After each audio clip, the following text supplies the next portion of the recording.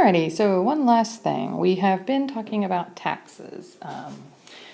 The government could tell the sellers that they had to pay a certain amount per unit sold and send it in. They could tell the buyers the same thing. And we learned how that impacted the supply and demand and the equilibrium.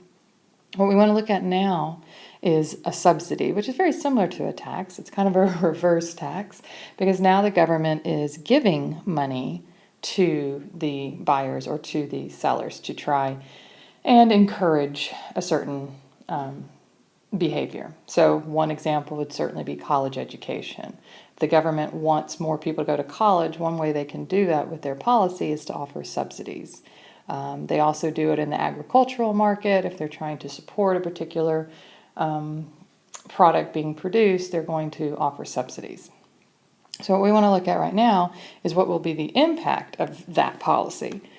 Let's look at the demand side right now. If what we learned on the tax side was the demand curve before the tax will actually shift down the vertical amount of the tax, with the subsidy then, it's going to be, instead of you're taking money away from the from the buyers, you're actually giving money to the buyers. And so now if they were formerly associating, this is going to be college education, so we can give it a nice hefty price like $25,000. If they used to be willing, the market equilibrium was $25,000 and, let's just say 100,000 students were going, now you're offering a subsidy, so this $25,000 is still, they're still willing to put $25,000 out of pocket and have 100,000 go. So the subsidy is just going to map above whatever additional money the government is giving, and we can make it a 10,000 subsidy. Whatever that amount is, that's how much the demand is going to shift up. So it'll shift up by 10,000 at this point, 10,000 at this point, and 10,000 at this point. And so everywhere along the demand, it goes up by the amount of the subsidy. And so then this distance here is the amount, so I can get that in there, amount of subsidy. Just like we saw on the tax side, that the vertical distance between the curve, the original curve and the shifted curve was the amount of the tax. Now this is the amount of the subsidy. All right, so this is the original number of people who were going, and that was the price you're going to pay. But we don't end up here. We don't just end up paying, I guess, $35,000 in total, $25,000 from the people and $10,000 from the government, because we're moving along the supply curve. So what we want to look at is this new equilibrium point here. And let's just say that that is 31,000. Okay.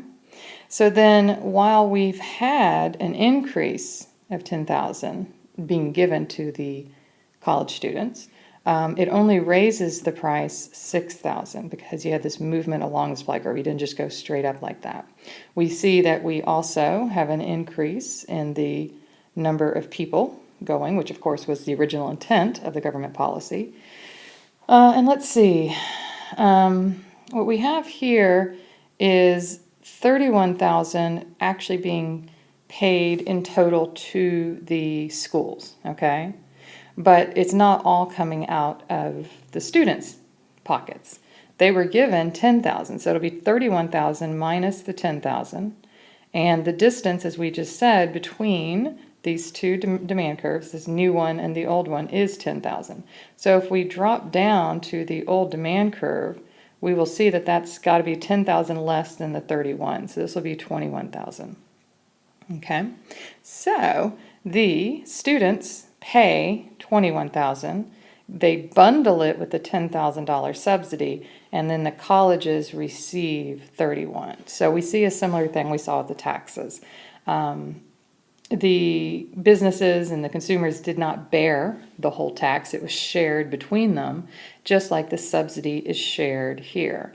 Specifically, compared to the original price, it looks like the colleges are coming out with $6,000 extra. They used to get 25, now they get 31. And the consumers, the students, are paying $4,000 less. They used to pay $25,000, now they pay $21,000. So $6,000 goes to the college and $4,000 goes to the students, and that's just the way it shares the subsidy. And again, it has to do with the shape of the curves. So you can try for yourself to prove the same thing we did before, that if instead the subsidy had been given to the colleges, that what would that do to the supply curve? With the tax, we saw the supply curve shift up. So with the subsidy, we're going to see it shift down by the 10,000.